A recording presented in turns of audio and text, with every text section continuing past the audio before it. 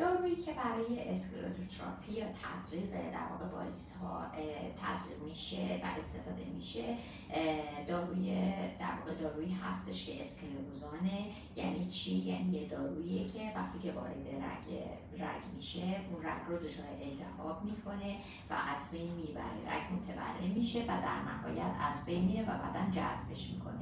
این دارو اگر در دوز مناسب و در شرایط مناسب تزریق بشه، توسط یک پزشک حاذقی تزریق بشه، قطعا عارضه‌ای نخواهد داشت و این شکلی نیستش که حالا ماده خاصی که وارد سیستم گردش خون میشه. نه، رگ‌های واریسی رگ‌هایی هستن که در واقع زائدن و باید از بین برن. حالا یا با جراحی از بین میره، برداشته میشه، یا با تزریق یا اسکلروتراپی یا لیزرهای انواع لیزرها در واقع برداشته میشه. و وقتی که پزشکی تعیین میکنن که لازم هستش که به وسیله اسکلروتراپی یا تزریق این واریس درمان بشه، با این داروها در واقع این کار انجام میشه و عوارض خاصی نخواهد داشت.